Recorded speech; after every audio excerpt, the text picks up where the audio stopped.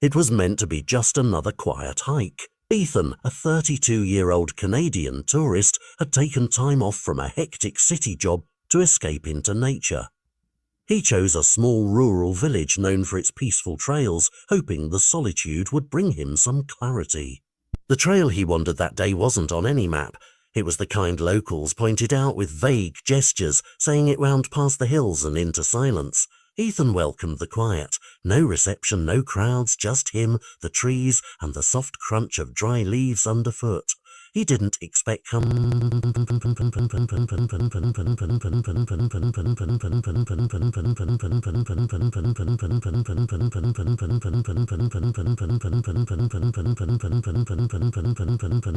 He definitely didn't expect her.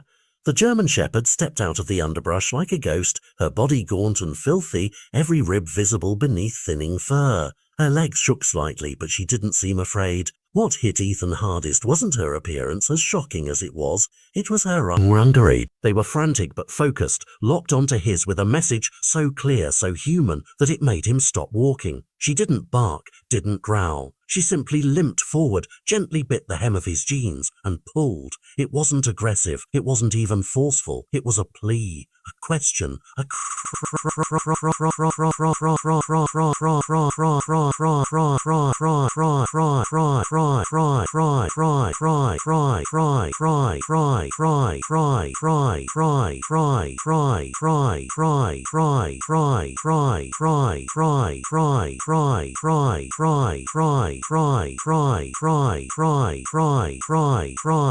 She let go, took a few steps ahead, then looked back.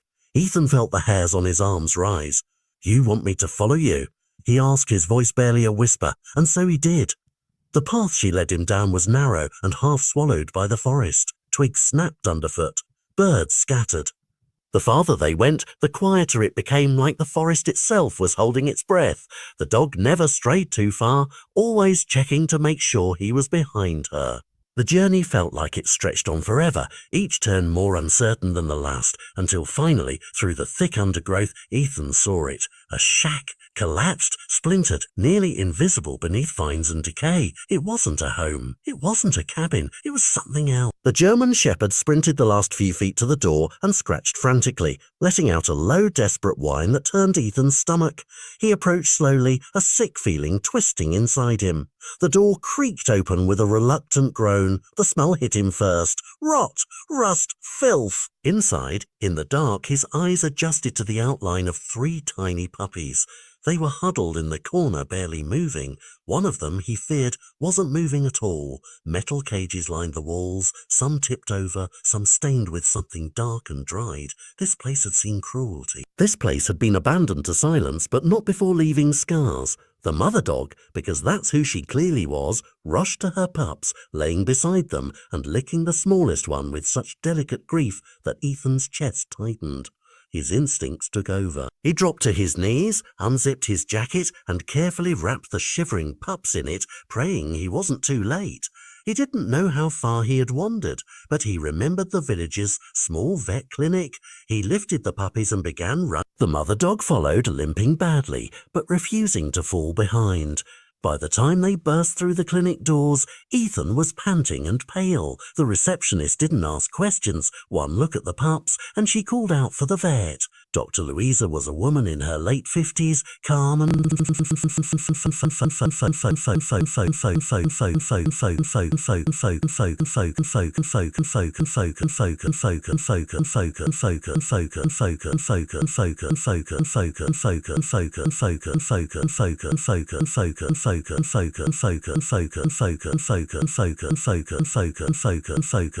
focused. She took one glance at the bundle in Ethan's arms and nodded.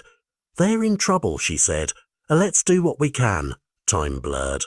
Machines beeped. Fluids were administered. One of the puppies flatlined on the table, and Ethan's heart stopped with him. But the vet acted fast. Tiny CPR, oxygen, a whispered command to fight. A few agonizing seconds later, the pup coughed, a small, weak breath, but a breath all the same. The mother dog whimpered beside the table, gently touching her nose to the tiny paw. Ethan didn't leave.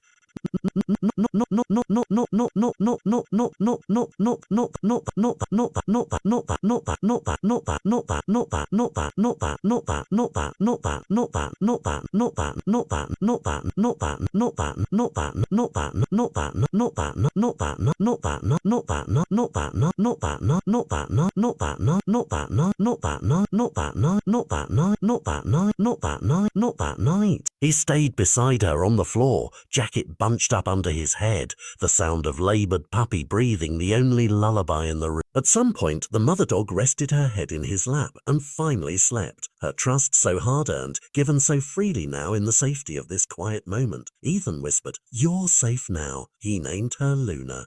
Over the next few weeks, Luna and her pups slowly came back to life.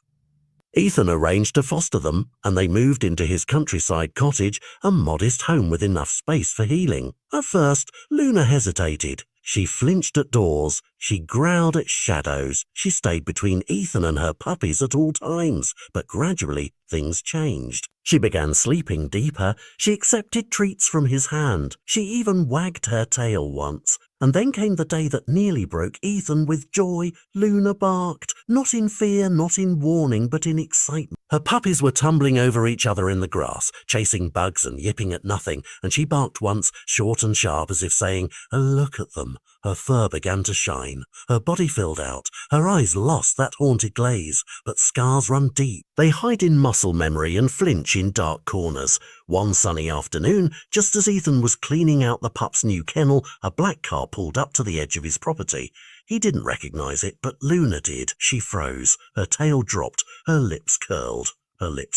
Two men stepped out, grimy, casual, like they had nothing to fear. Ethan met them at the gate. "Can I help you?" he asked. The taller one nodded toward Luna. "Of our dog. We want her back." Ethan looked back at Luna. She had stepped between him and the gate, trembling but not retreating. Her growl wasn't deep, but it was steady, she remembered.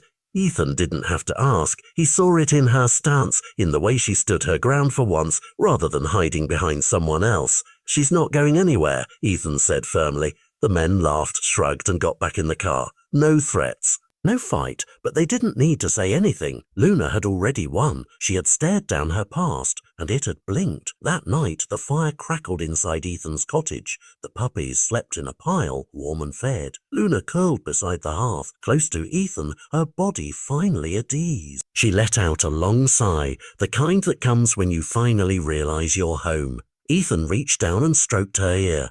"You're home now," he said, "for good, and that's what one moment of compassion can do."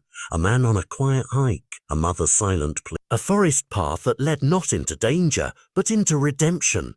Not every rescue wears a cape. Sometimes it wears fur, limps through the trees, and changes your life forever. As summer deepened, so did the bond between Ethan, Luna, and the puppy. Each day brought new signs of healing.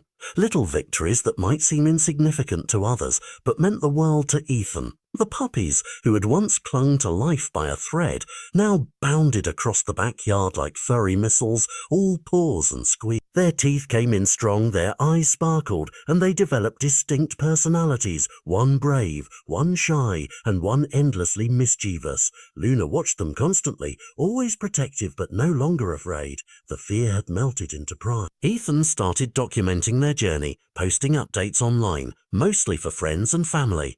But the story resonated far and wide. People from around the world reached out, asking about Luna, about the shack, about what could be done for other animals trapped in similar horrors. A local rescue group contacted him, inspired by what he had done, and together they launched a small initiative to locate and shut down abandoned breeding dens and backyard cages in the nearby forests and villages.